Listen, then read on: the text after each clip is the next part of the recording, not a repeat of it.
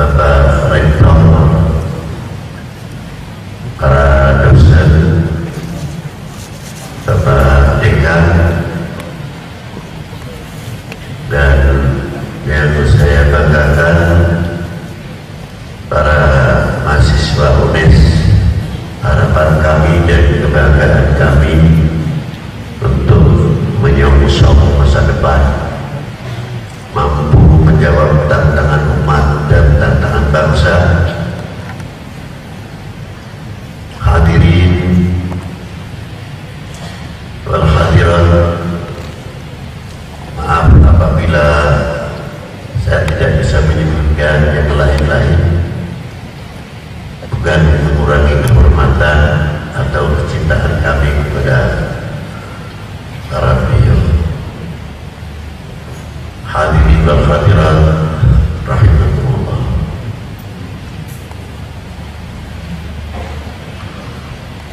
Apa sih sebenarnya salawat itu intinya? Oh, ini saja.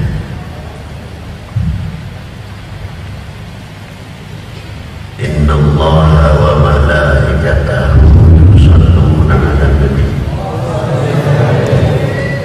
Ya ayyuhalladzina amanu shollu 'alaihi wa sallimu taslima.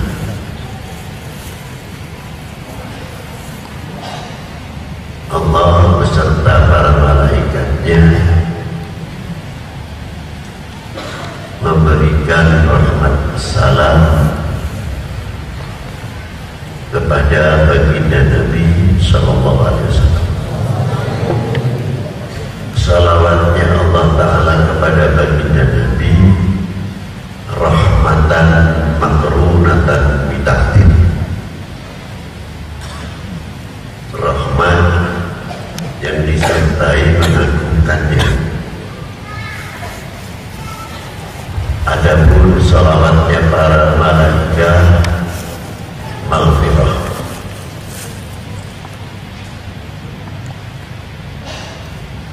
Kalimah yusholluna 'alan nabi ini kalimatul mudhari', bukan mati.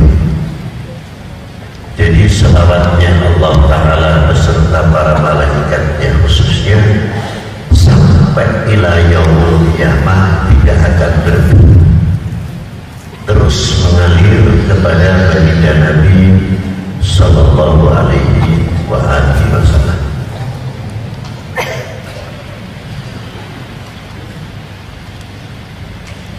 Semenjak kapan Allah Ta'ala memberikan rahmat kepada baginda Nabi?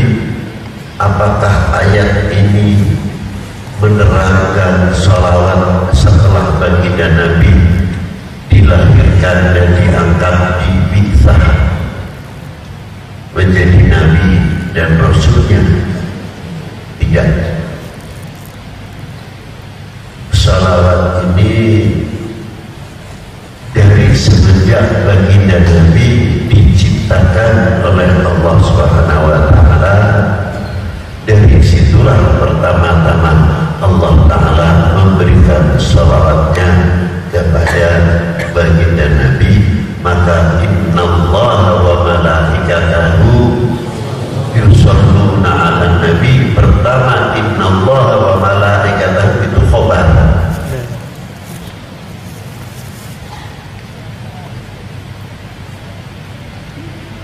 Ketika Rasulullah diciptakan nurnya dan diambil dari nurnya baginda Nabi Sallallahu Alaihi Wasallam atas qadar iradatnya Allah Ta'ala, bukan suatu berlebihan. Memang Allah Ta'ala menciptakan demikian. Laulaka ma khalaqtul aflaq, itu jaiz bagi Allah Subhanahu wa Ta'ala. Ini yang pertama. Dan selawat kepada baginda Nabi dijadikan mas kawin ketika Nabi Allah Adam menikah dengan Siti Hawa.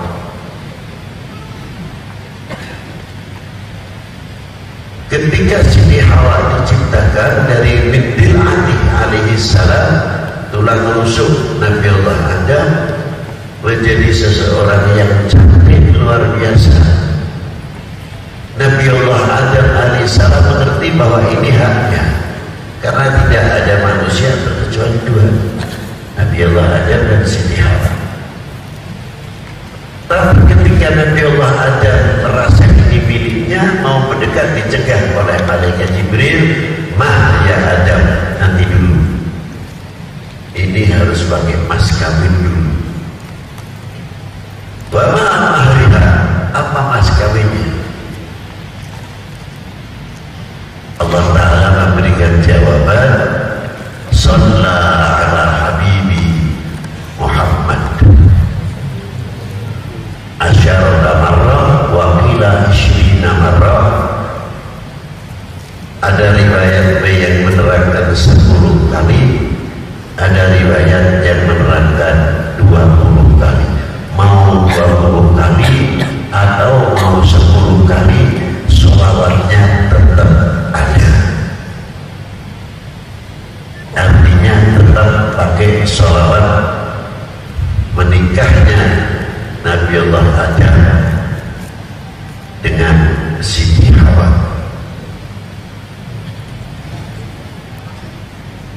Ternyata kalau kita melihat satu ayat dan hadis baginda Nabi SAW, umat-umat terdahulu pun terkait dengan baginda Nabi SAW.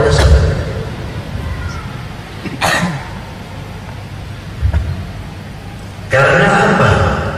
Karena sebab mas kawinnya Nabi Allah Adam dan keturunannya paling tidak dengan sebab sholawat itu melahirkan beberapa keturunan dan generasi ke generasi. Yang kedua, ketika Sayyidina Umar ditanya oleh baginda Nabi, "Atadri man ana ya Umar?" Kenal atau tidak ngerti siapakah sebenarnya aku ini? Dijawab oleh Sayyidina Umar, Allah wa Rasuluhu a'lam. Ketahuilah ya Umar, sebelum Allah Ta'ala menciptakan sesuatu apapun dari makhluknya, pertama-tama yang diciptakan adalah nurku, dan nurku sujud kehambaan Allah selama 700 tahun. Ini belum hitungan matahari. Ini kalau kita kupas dengan ilmu pengetahuan sangat luas sekali. 700 tahun. Setiap Allah Ta'ala menciptakan sesuatu dari nurku, maka nurku sujud kehambaan Allah selama 700 tahun. Lalu Rasulullah mentafsir, mendetailkan, memperinci. Allah Ta'ala menciptakan kursi dari nurku, menciptakan arsy dari nurku, menciptakan jannah dari nurku, menciptakan lauhi wal qalam dari nurku, menciptakan syamsa wal qamari wal nujum, menciptakan matahari, bulan dan bintang dari nurku. Tapi hadis ini istimewa sekali, kita bawa yang terakhir hadis ini. Apa sabda Nabi? Wa khalaqa nurul ma'rifah fi qulubil mu'minin min nuri wa la fakhar. Dan Allah Ta'ala menciptakan nur ma'rifah yang dimasukkan kepada setiap lubuk hati manusia, sehingga mampu mengucapkan asyhadu an la ilaha illallah wa asyhadu anna Muhammadar Rasulullah. Yang di zaman Nabi Allah Adam, asyhadu an la ilaha illallah wa anna Adam Rasulullah. Di zaman Nabi Allah Idris, asyhadu an la ilaha illallah wa Idris Rasulullah. Di zaman Nabi Allah Nuh, asyhadu an la ilaha illallah wa anna Nuh Rasulullah. Dan selanjutnya dan selanjutnya.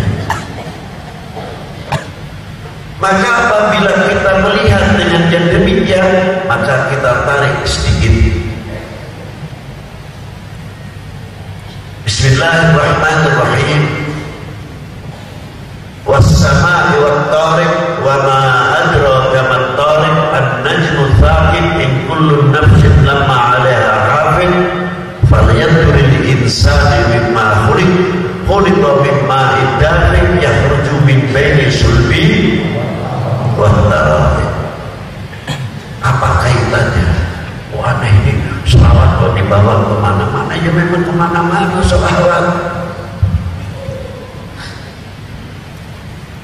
Wawunya wawu qasam, demi maknanya, bukan makna dan. Masya Allah Ta'ala kau sumpah dengan makhluknya, mustahil. Demi matahari wasyamsi wa duhaha, ada lagi demi langit dan jalan, demi jalan, ada lagi wazaitun watini wazaitun. Apa Allah Ta'ala sumpah dengan makhluknya? Lah.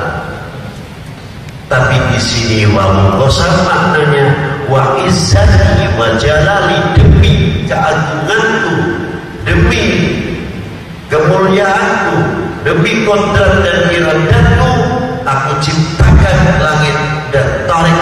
Itu maksudnya.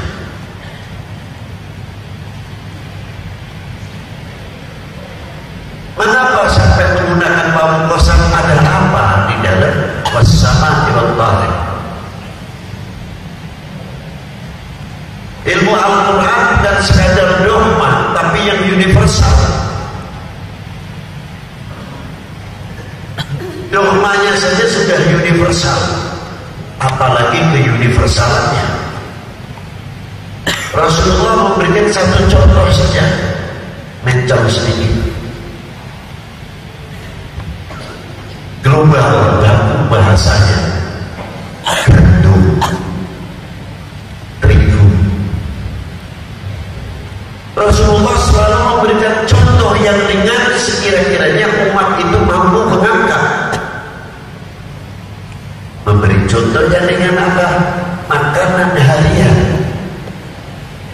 Untuk Timur Tengah adalah dari roti, maka Rasulullah memberi contoh membuat roti. Tapi bukan roti tawar yang sudah pakai sis dan sebagainya, murni terigu. Tapi zaman semakin berkembang, bikin roti tawar yang pakainya lain lagi, tetap bahannya terigu. Ada bolu kukus, ada bolu panggang, ada bolu itu, bolu ini, macam-macam. Itu perkembangan satu bahan baru.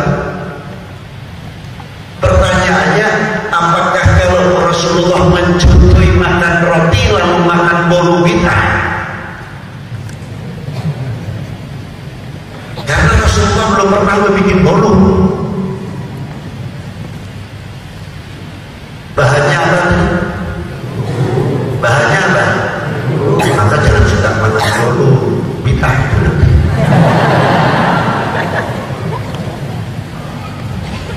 Ringan saja. Dan Rasulullah tidak pernah makan pakai jari 3 bagian. Kalau mengikuti Rasulullah,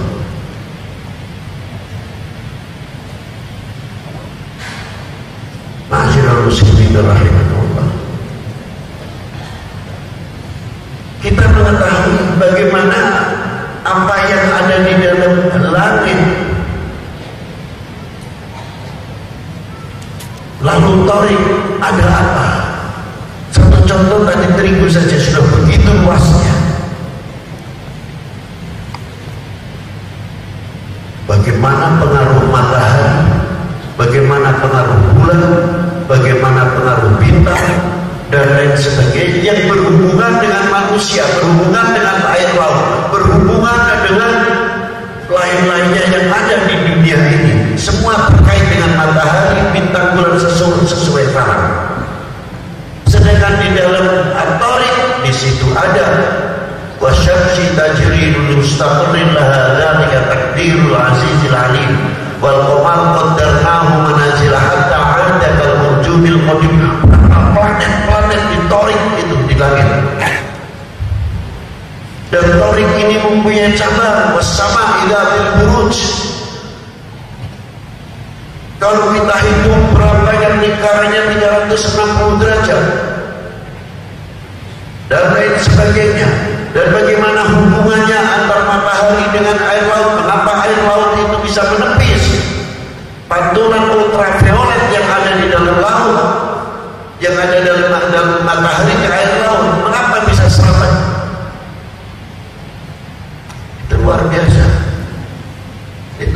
lihat ke depan itu, maaf. Untuk kalian ke depan sudah juga zamannya ngurus khilafiyah. Jangan lo terminal dulu oleh talqin, tahlil, maulud, manaqib, tidak ada habis-habisnya. Bangsa lain sudah bikin nuklir, bangsa lain sudah bikin sekap, bangsa lain sudah bikin macam-macam.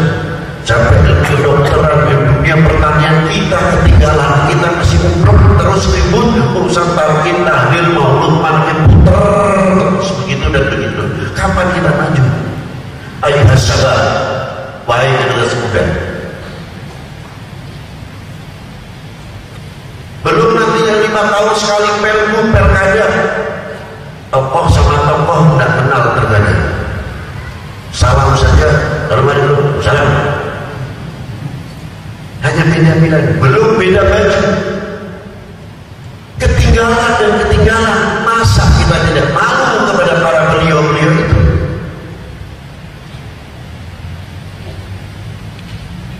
Belum kita menguak semuanya apa yang ada di dalam Al-Quran yang sangat hubungannya erat dengan ilmu-ilmu pengetahuan dan ilmu kedokteran dunia medikal.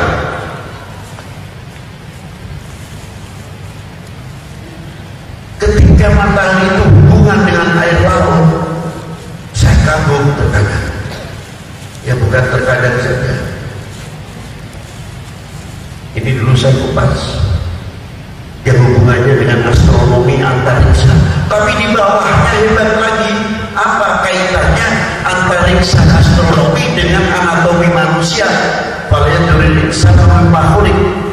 Khuliqa min ma'in dafiq yakhruju min baini sulbi wat tarahim. Kalau lingkaran dunia ini mempunyai 360 derajat, manusia pun mempunyai lingkaran yang sama 390 luas. Maka tegak lurus manusia berdiri 100 derajat tidak ada. Yang ada 90 derajat. Kalau 100 derajat ke belakang turun jatuh. Karena apa? Lingkaran alam punya putarannya. Itu sudah dibahas dalam Al-Quran.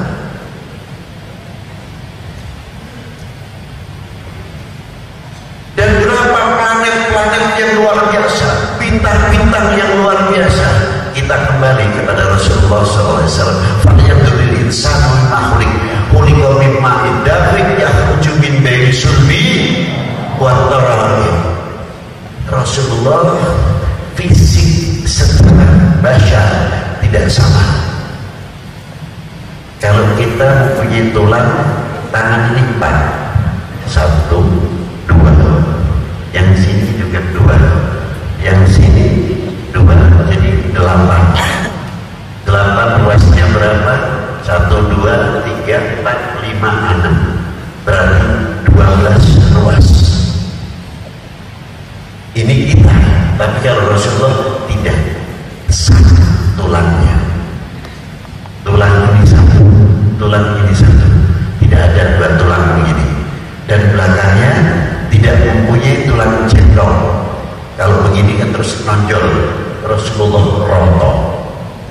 Di situ yang ada khatamin nubuwah jannahnya. Nah, sel yang ada pada diri Rasulullah, sedangkan manusia biasa jumlah sel yang ada pada otak manusia itu miliaran jumlahnya. Tapi kami tidak mampu untuk bisa menggunakan sel-sel yang begitu hebatnya miliaran. 10% saja. Kalau mas-mas, adik-adik, mbak-mbak di sini mampu menggunakan sel di kepala kita, di otak kita 10%, insya Allah bisa melihat dari belakang. Mengapa Rasulullah mampu bisa melihat dari belakang? Ke depan sama, ke belakang sama, padahal mata tidak ada di belakangnya. Karena sel yang miliaran apa yang ada pada diri Rasulullah semua mampu bekerja. Maka tidak ada bandingan, tidak ada istilah di Rasulullah jenius terlalu kecil, terlalu kecil sekali. Tidak ada tandingan. Kenapa? Selnya Rasulullah bekerja semuanya. Maka tidak heran ketika Rasulullah SAW diisi Isra Mi'rajkan di sini. Di Isra Mi'rajkan melalui yang paling panas itu nanti di Yunusfir. Apa Rasulullah cukup pakai juga? Dan pakai astronot pakaiannya. Kok mampu melewati Yunusfir sampai semakin dekat, bagaimana pantulan matahari yang begitu kerasnya, panasnya. Mengapa semuanya kalah?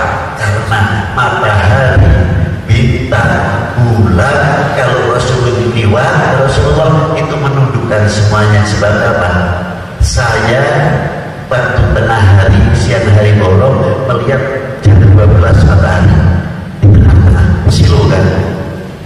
Nah, sama Rasulullah, matahari, bintang, bulan itu kalau melihat Rasulullah kayak kita melihat matahari jam 12 kan. Kalah dengan nurnya Rasulullah SAW. Maka ketika Rasulullah Isra, semuanya dingin, semuanya kalah dengan cahaya baginda Nabi Sallallahu Alaihi Wasallam. Dari selnya saja sudah begitu hebatnya, luar biasa. Ini sedikit ilmu pengetahuan.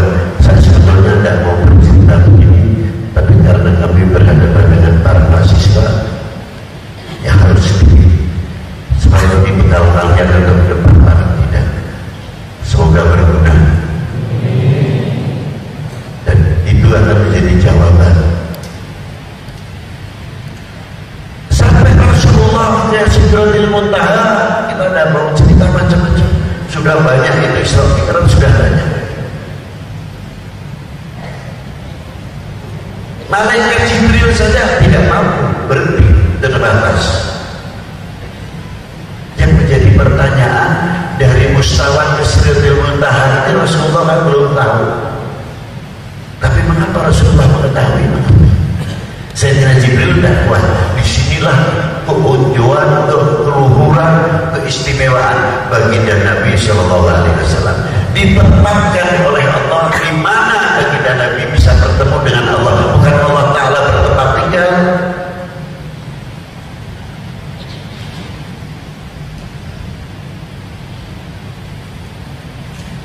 Itulah begitu bertemu dengan Allah Subhanahu Wa Ta'ala, at-tahiyyatul mubarakatus salawatut thayyibah, dijawab oleh Rasulullah, dijawab oleh Allah Ta'ala, assalamu alayka ayyuhan nabiyyu wa rahmatullahi wa barakatuh. Kepedulian Rasulullah tumbuh di sini. Apa di antaranya? Tidak mau monopoli untuk pribadinya. Ingat kepada umatnya waktu menghadap kepada Allah. Assalamu alayna wa ala ibadillahi shalihin. Siapa wa alayna? Umatnya. Dan siapa assalamu alayna wa ala ibadillahi shalihin? Kembali kepada hadis Nabi, al ulama warathatil, bukan umatnya Rasulullah, ulamanya Rasulullah saja. Dari ulama Nabi Allah Adam, Idris, Nuh, Hud, Soleh, sampai Ibrahim, Ishak, Ismail, seterusnya ulamanya sudah didaftarkan oleh Rasulullah Sallallahu Alaihi Wasallam. Assalamu alayna wa ala ibadillahi shalihin. Luar biasa.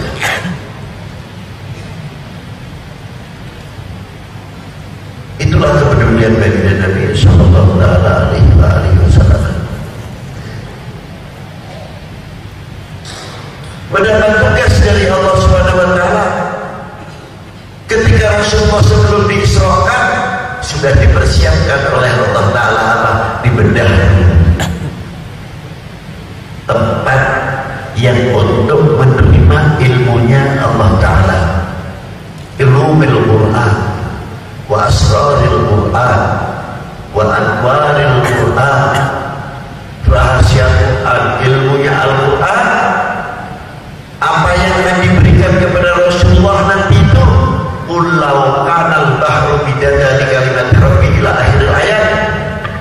lautan ini kita jadikan tintanya, tidak akan mampu menerjemahkan, mentafsirkan kalimat Rabbi yang diberikan kepada Rasulullah SAW. Karena Rasulullah mampu. Itulah. Makanya tidak bisa sama. Rasulullah mau dikatakan sama manusia biasa. Loh, kalau Rasulullah manusia biasa, lalu kalian dengan kita-kita ini apa? Terima wahyu aja ibadahnya manusia biasa. Lalu nilainya kita lalu apa? Betul ayatnya, qul innama ana basyarun mithlukum yuha. Teruskan dulu. Kenapa ada yuha?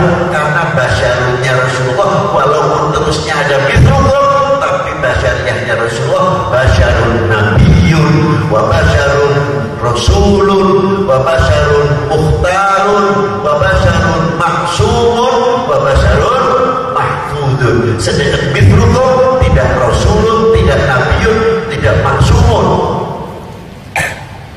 Maka tidak bisa menerima yuha ilayya. Pasti yang bisa menerima yuha basyarun mukhtarun, basyarun nabiyyun, basyarun rasulun, ialah baginda Nabi sallallahu alaihi wasallam. Ojo gegabah nafsir kimulan. Bahaya mantik ma'ani ini lengkap. Asbab nuzulnya tahu, nahwnya tahu, mantiknya tahu, balaghahnya tahu, takwilnya tahu. Ma'asyiral hadirin rahimakumullah.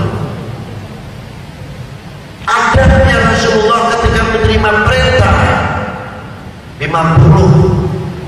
waktu diterima dahulu. Kalau bahasa sekarang siap mundur dulu. Ketemu Nabi Allah Musa alaihissalam. Dapat berapa ya Habibullah? 50 waktu ya Musa. Umat muda kuat. Apa yang berpikir umat tidak kuat hanya Nabi Musa? Tidak. Rasulullah jauh daripada itu. Karena mundurnya itu akhlak adabnya Rasulullah kepada Allah Subhanahu wa taala. Baru minta lagi. Dikurangi 5. Dapat cahaya dari Allah, dapat asrar dari Allah taala. Lebih luar biasa. Begitu turun lagi, Nabi Musa bilang lagi. Dikurangi berapa? 5. Padahal yang untung Nabi Musa setiap pertemuan dengan Allah Ta'ala yang pertama kali menerima asrarnya Rasulullah adalah Nabi Musa, nurnya Rasulullah. Nabi Musa itu yang untung supaya bolak balik. Apa dikasih 50 waktu supaya Rasulullah bolak balik?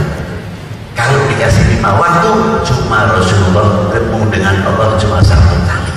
Tapi karena diberi 50 waktu biar Rasulullah bolak balik hingga ketemu dengan Allah 10. Itu keistimewaannya Rasulullah. Itu baru di Isra Mi'raj, belum yang lain. Sama dari mana? Inilah. Itu kaitan selama. Di antaranya itu. Jadi mulai Rasulullah diciptakan sampai hubungannya Rasulullah Isra Mi'raj, bagaimana terkaitannya dengan alam planet-planet yang lain. Maka membawa tugas 55 waktu ini yang tidak terlepas dalam 5 waktu ada sholawatnya. Di waktu kita mengucapkan Assalamu alayka ayyuhan nabiyyu wa rahmatullahi wa barakatuh, di sini disebutkan muhattab istighbarnya. Jadi ketika kita mengucapkan Assalamu alayka ayyuhan nabiyyu wa rahmatullahi wa barakatuh, seolah-olah Rasulullah hanya di depannya.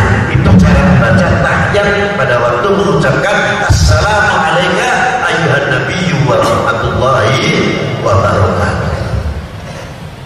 Ternyata sholawat ini hubungannya luas. Sholawat hubungan kita dengan Allah Ta'ala. Sholawat hubungan kita dengan baginda Nabi. Sholawat dengan hubungan kita dengan ashab Nabi. Sholawat antara kita dengan keluarga Nabi. Sholawat di antara sesama kita. Al-mu'min akhul mu'min, al-muslim akhul muslim. Imam Syafi'i sampai menerjemahkan kalimat Ali Allahumma sholli ala Muhammad wa ala ali Muhammad. Ayat makna ali, Imam Syafi'i menafsirkan semua umat Sayyidina Muhammad sallallahu alaihi wasallam terkait di dalam kita sesama kita saling silaturahmi. Silaturahmi dengan apa? Al-Quran. Pertama kali setiap waktu kita silaturahmi kepada Rasulullah. Assalamualaikum ya Nabi wa rahmatullahi wa barakatuh. Assalamualaikum ala Muhammad. Ada banyak selawat alaihi. Kita silaturahmi. Yang kedua, hubungan intisalnya. Kita dengan sesama kita al-mu'min, ahlul mu'min, dengan banyak menggunakan kalimat jamaah seperti di dalam surat Al-Fatihah. Ihdina, bukan ihdini. Tunjukkanlah kami yang di mana saja terkait dalam kalimat ihdinas siratal. Itu hebatnya. Dengan selawat ini kita akan menimbulkan satu memiliki.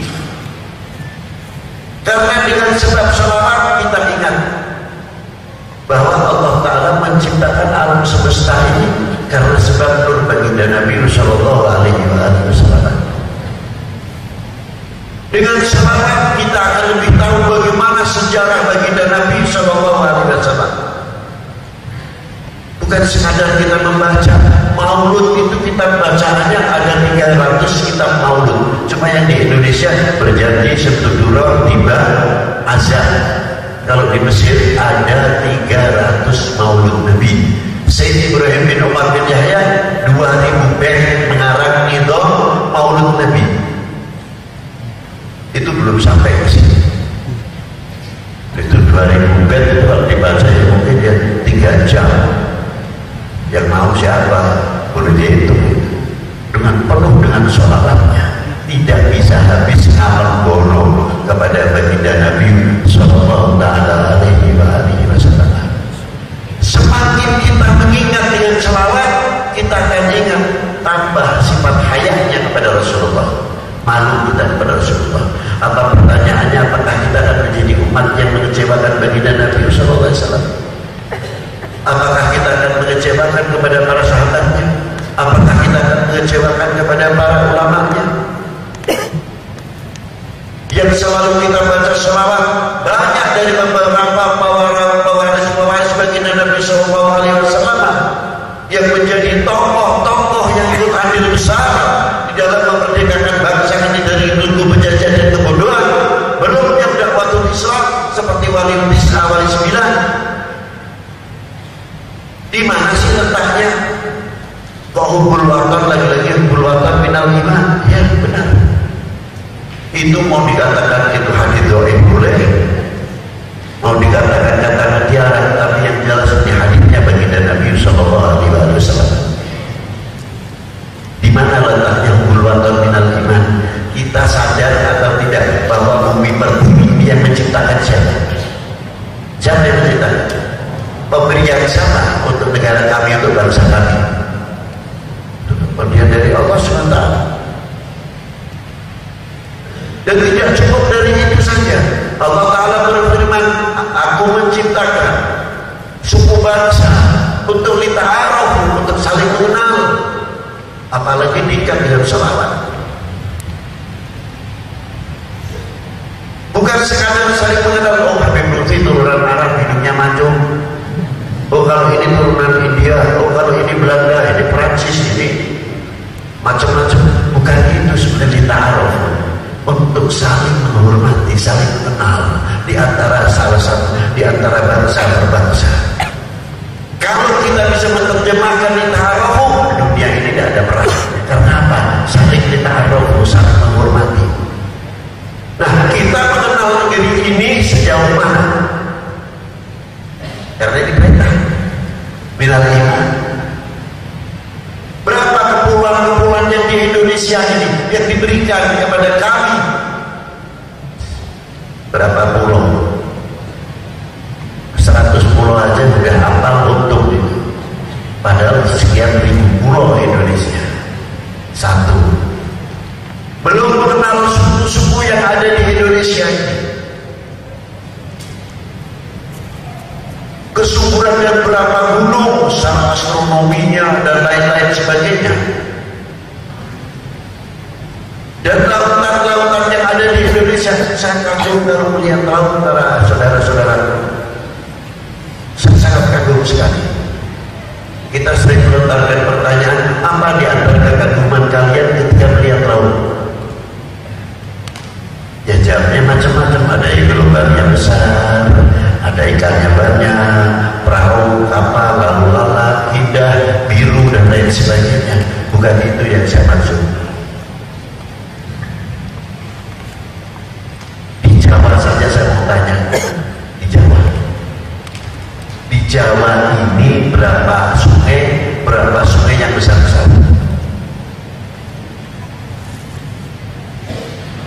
Semua mengalirnya 90% ke utara, bukan ke laut selatan. Belum musim hujan rendam, berapa juta kubik per detik yang mengalir ke laut, membawa limbah, membawa macam-macam, tapi tidak ada yang bisa mampu mengotori laut sampai ke tengah dan mampu pikir semuanya dilepas oleh gelombang. Ayo mau tidak mau, yang bangkai, yang limbah, apapun pinggir, di tengah-tengah tetap bersih luar biasa. Yang kedua, berapa per detik juta kubik dari sungai sampai ke anak sungai yang mengalir ke laut. Anehnya tidak mampu merubah asinnya air laut. Banjir gede, jur lautnya meluahnya kira-kira nih. Saya semenjak hidup ini belum pernah mendengar lautnya jadi dadak margo banjir. Mungkin kalau adik-adik pernah dengar, ya Allah alam, pernah dengar. Tambah tetap asin. Jadi kalau saya pikir, saya juga malu sama laut. Laut saja mempunyai harga diri, mempunyai jati diri, tidak mudah terpengaruh, tidak mudah terombang-ambing. Walaupun limbah masuk, air tawar masuk, luar biasa.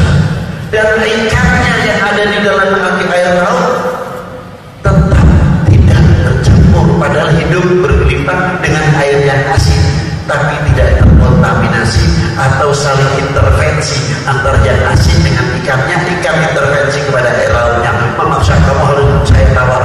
Tidak. Beli ikan laut dari pelabuhan, kalau rugi kan ya nggak usah dikasih garam lagi dong, sudah asin kok hidupnya, tapi kan mesti dikasih garam lagi. Jadi berarti ikan yang di laut tidak terkontaminasi dengan asinnya air, berarti mempunyai pendirian juga.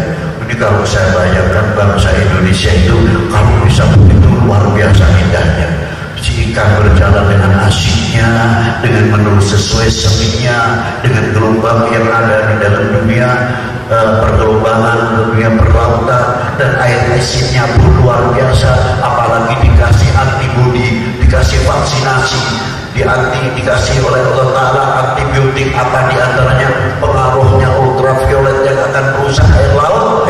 Garamnya lautan itu yang menepis pantulan-pantulan ultraviolet yang luar biasa.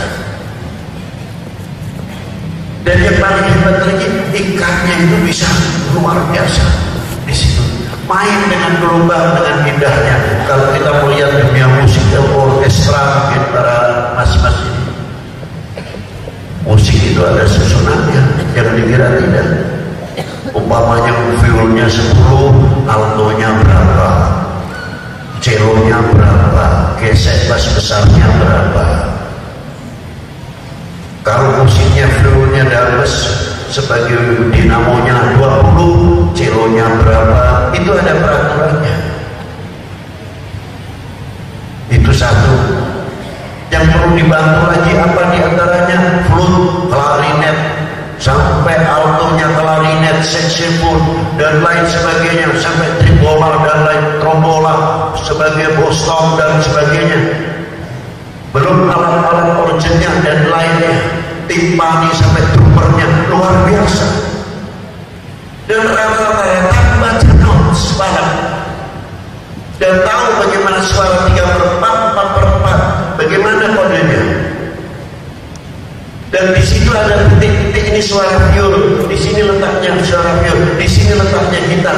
Dan di mana waktunya untuk demo sebagai musisi atau musikus. Jadi musik saja ada membaca ada notnya sesuai gelombang. Luar biasa. Sesuai dengan komandannya, dirijennya. Tidak seenaknya sendiri demo di bagian gitar, wah seru-serunan di gitar, mungkin nabuhi trompet seru-serunan, yang satu lagi nabuhi saxophone seru-serunan. Itu udah contoh namanya apa karena PKT. Tapi kalau kita menyelami dalam dunia gelombang akhir tahun, bagikan kita menikmati musik-musik Beethoven, Mantovani, Mozart, yang baru-baru ini menyayangi. Lo jadi kira orang buku putih udah cinta musik mungkin. Tidak bisa mau tidak ada apa. Luar biasa, ilmu kaya sekali, saling terkait, saling berhubungan. Inilah keindahan. Maka kita katakan damai itu indah. Maka kita bercermin bagaimana Rasulullah menuntut, memberikan contoh mengapa lautan, seandainya lautan ini aku jadikan tintanya, tidak akan mampu menafsirkan Al-Quran. Di antaranya itu kita ambil tadi, bagaimana asinnya air laut tidak bisa dipengaruhi, dikontaminasi dengan air tawar, air bah yang masuk ke air laut. Ini satu contoh yang luar biasa. Nah, yang kita harapkan sekarang ini, sejauh mana kita memiliki dan mau mengenal apa yang ada dalam bangsa. Kita bertanya pada diri sendiri, sampai sejauh mana kita mengisi kemerdekaan ini. Kita andil kemerdekaan, angkat senjata belum pernah, angkat beruncing belum pernah. Akhirnya sekarang apa? Bela bangsa, mengisi kemerdekaan. Itu yang kita tuntut bersama-sama, sehingga ketika kita menyebutkan NKRI harga mati, bukan basa-basi asal katut atau gebyuk berkorbu. Nah, ini yang bahagia. Kewajiban kita semuanya. Ini masalah bukan masalah kecil. Karena apa? Melenturnya sekarang nasionalisme. Dan kelak yang akan bisa menjawab tantangan umat dan tantangan bangsa bukan kita-kita ini. Kita-kita ini sudah terpaut umur sudah. Walaupun panjang umur fisiknya, pola pikirnya sudah berbeda. Tapi di budak kalian yang tak bisa menjawab tantangan umat dan tantangan bangsa. Pertanyaannya, apakah kita-kita ini semua ini akan mengecewakan kepada para beliau atau tidak? Kita tidak perlu jawaban. Tidak, buktikan kalau tidak. Wassalamualaikum warahmatullahi wabarakatuh.